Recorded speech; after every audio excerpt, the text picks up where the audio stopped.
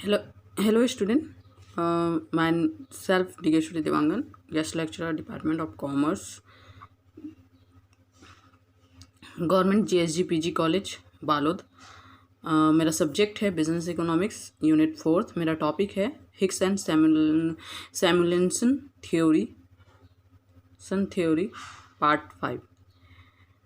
अब हम डिस्कशन करते हैं सैमुअल्सन का गुणक त्वरक एकीकरण सिद्धांत, फिर हिग्स की सिद्धांत को बताएंगे।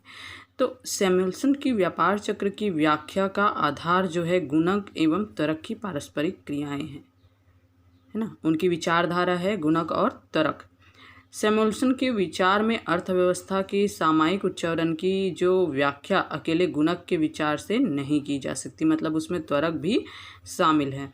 तो गुणक के अनुसार इसमें दो चीज़ लिया गया है। आय स्तर जो है विनियोग स्तर पर निर्भर है, इस पर आय स्तर विनियोग स्तर पर निर्भर है, अर्थात समय पर, समय मतलब टी पर।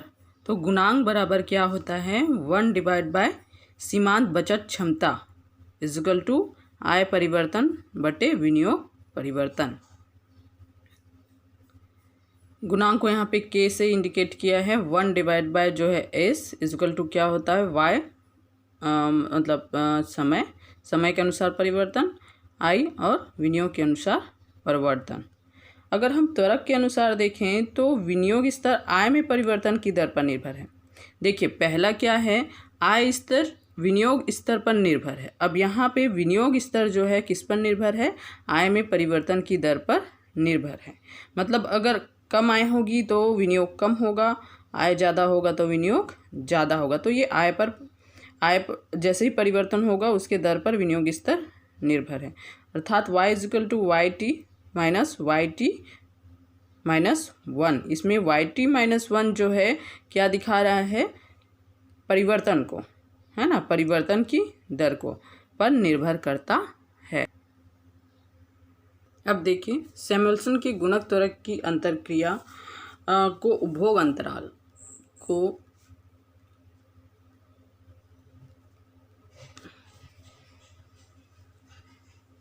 उपभोग अंतराल की सहायता से स्पष्ट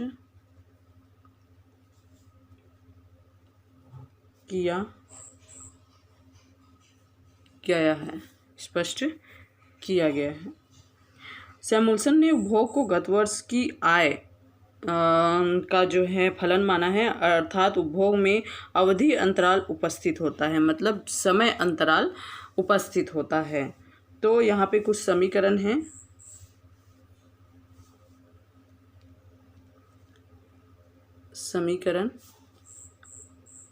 तो C1 equal to AY1 -1, alpha जो है ए मतलब सीमांत उपभोग क्षमता को प्रदर्शित कर रहा है। C1t समय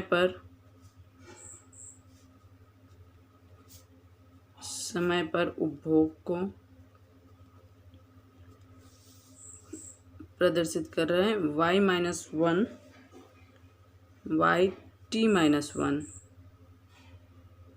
और यहाँ पर भी है y-1 इक्वल टू t-1। ये समय पर प्राप्त आय को बता रहा है, समय पर प्राप्त आय। इसके अतिरिक्त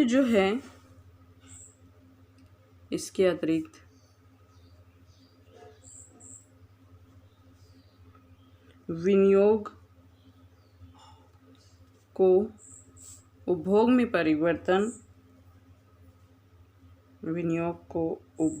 परिवर्तन के फलन के रूप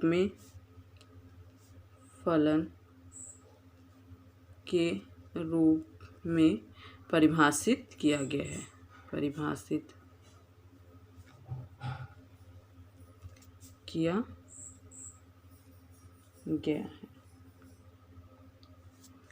या किया जा सकता है।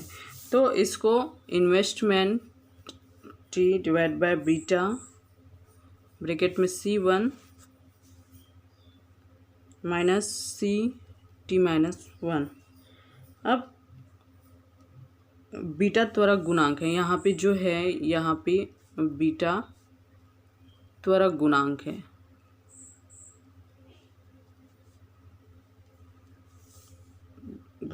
तो जो है किन्स ने कहा है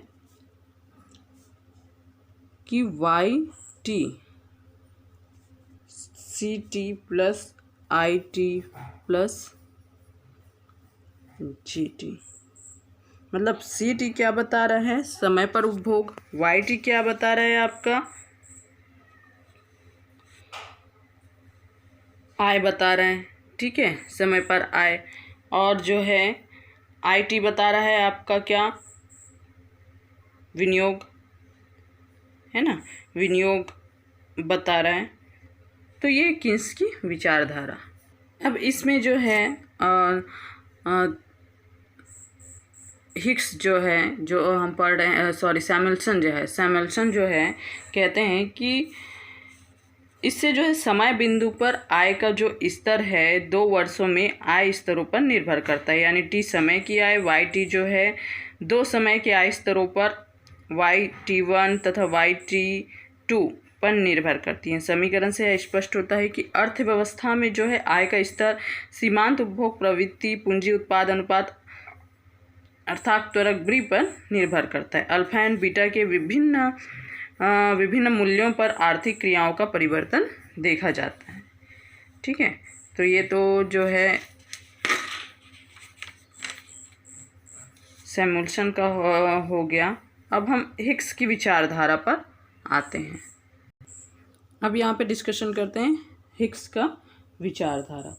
तो इसमें कहा गया है कि जो है सैमुअल्सन ने गुणक एवं त्वरक पर जो है अपना विचारधारा प्रकट किया है।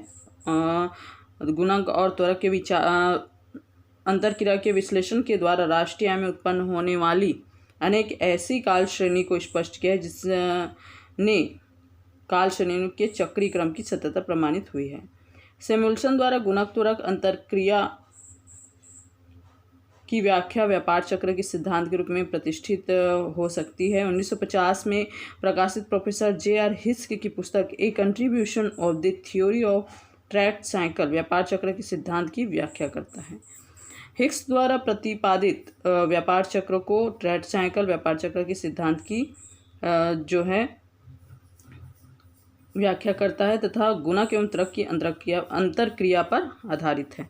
हिक्स ने अपने सिद्धांत में गुणक एवं त्वरक की अंतरक्रिया द्वारा व्यापार चक्रों की उच्चतम सीमाओं और न्यूनतम सीमा की व्याख्या की है, जिनके मध्य व्यापार चक्र चक्रीय रूप में प्राप्त करता है। प्रोफेसर हिक्स जो है गुणक एवं त्वरक को उच्चावचनों के सिद्धांत के 2 पहलू ठीक उसी प्रकार मानते हैं जैसे मूल्य सिद्धांत में मांग और पूर्ति के 2 पहलू है। तो प्रोफेसर हिक्स की जो व्याख्या है वो निम्न घटकों पर निर्भर होती है। प्रोफेसर हिक्स की व्याख्या निम्नलिखित घटकों पर निर्भर होती है।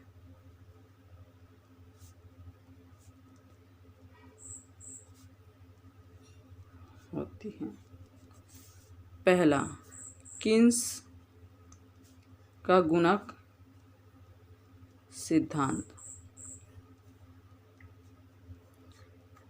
इसमें गुणक को Z से जो है इंडिकेट किया है। गुणक Z1 डिवाइड बाय सीमांत बचत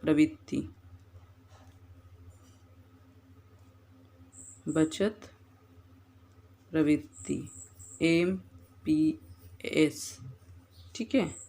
अब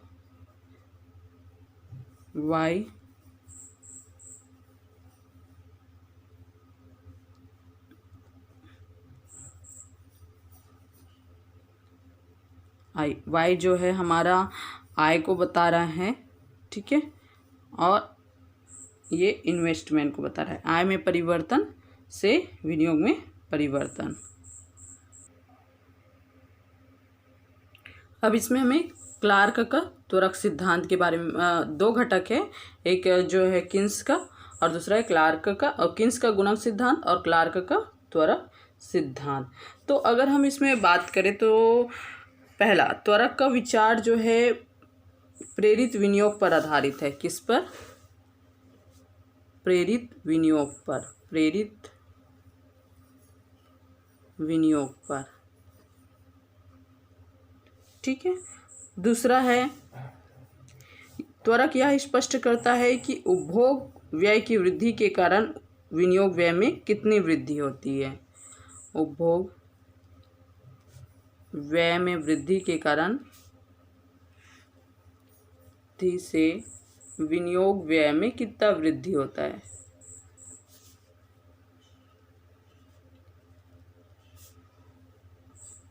कितना वृद्धि होता है। तीसरा त्वरक का विचार स्पष्ट करता है कि प्रेरित विनियोग व्यय उपभोग में परिवर्तन की दर पर निर्भर करता है। प्रेरित विनियोग व्यय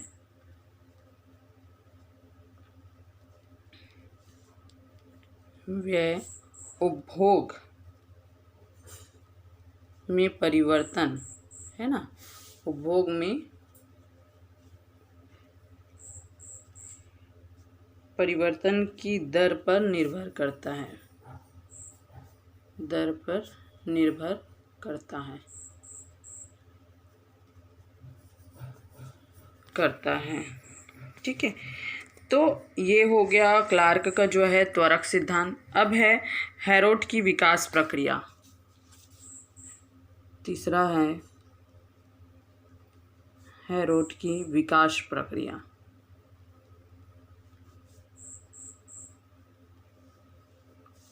अब हेरोड की विकास प्रक्रिया में जो है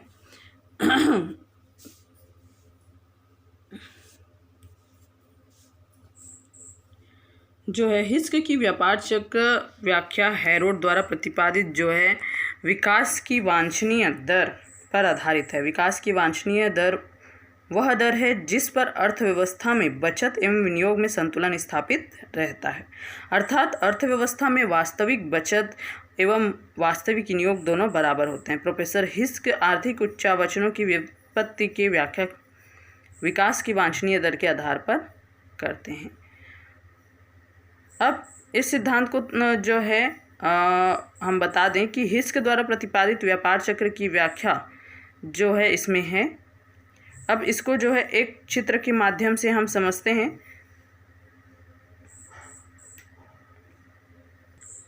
चलिए, अब जो है हिस्क द्वारा प्रतिपादित व्यापार चक्र की व्याख्या हम इस चित्र के माध्यम से करते हैं। इसमें जो है रेखा ए, इसमें जो है रेखा ए और ए स्वतंत्र विनियोग की स्थिर एवं समान प्रतिशत दर को बताती है। दूसरे शब्दों में स्वतंत्र विनियोग की वृद्धि को रेखा ए के ऊपर ढाल द्वारा प्रदर्शित जो है किया जाता है। गुणक का प्रभाव विनियोग में आय स्तर को निर्धारित करता है, जिसे एल जो है रेखा द्वारा प्रदर्शित किया जाता है। एल रेखा को हिस्क व्यापार चक्र की न्यूनतम सीमा, है ना, इस रेखा को क्या बोलते हैं? निम्नतम सीमा, निम्नतम सीमा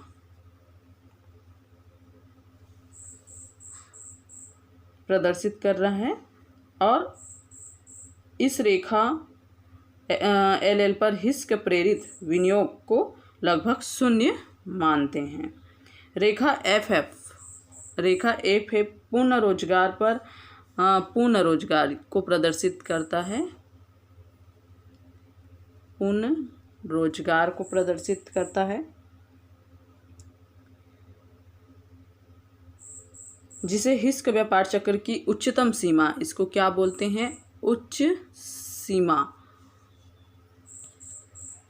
उच्चतम सीमा, ठीक है, उच्चतम सीमा को प्रदर्शित करता है। ई जो है अर्थव्यवस्था में आय की दीर्घकालीन संतुलित विकास दर को बताती है। संतुलित विकास दर, किसमें? आय में। आय में संतुलित विकास दर को बताती है। गुणक एवं तर्क के सामूहिक प्रयास से हिस्क के साथ साथ जो है राष्ट्रीय आय बढ़ती चली जाती है। अब जो है हिस्क अपनी व्यापार चक्र की व्याख्या संतुलन स्तर ई से प्रारंभ करता है। ठीक है, किससे? ई से प्रारंभ करता है। मान लीजिए बिंदु जो ए है ना, पर अर्थव्यवस्था में स्वतंत्र विनियोग उत्पन्न होता है। स्वतंत्र विनियोग गुणांक प्रभाव से आय स्तर को प्रभावित करता है तथा बढ़ा आय स्तर उपभोग में वृद्धि करके त्वरक के प्रभाव से प्रेरित विनियोग में और राष्ट्रीय आय में वृद्धि करता है। इस प्रकार गुणांक एवं तर्क का संचयी प्रभाव आर्थिक क्रियाओं को ए और बी मार्ग पर क्या करता है? प्रसारित करता है। किंतु एफ रेखा उपलब्ध संसाधनों के पूर्ण रोजगार के अधिकतम स्तर को बताती है। गुणांक एवं तर्क के संचयी प्रभाव के कारण व्यापार चक्र बिंदु बी पर पहुंचकर पूर्ण रोजगार की उच्चतम सीमा के मार्ग पर चला जाता है। बिंदु बी के व्यापार चक्र तुरंत नहीं मुड़ता, क्योंकि प्रेरित विनियोग का पूर्व प्रभाव उसे सूक्ष्म अवधि तक पूर्ण रोजगार वाले एफ मार्ग पर बनाए रखता है ना। किंतु पूर्ण रोजगार स्तर पर पहुंचने के कारण विनियोग में कमी होने लगती है, जिसके कारण राष्ट्रीय आय सी बिंदु के बाद नीचे गिरने लगती है। व्यापार चक्र ई रेखा की ओर मुड़ जाता है।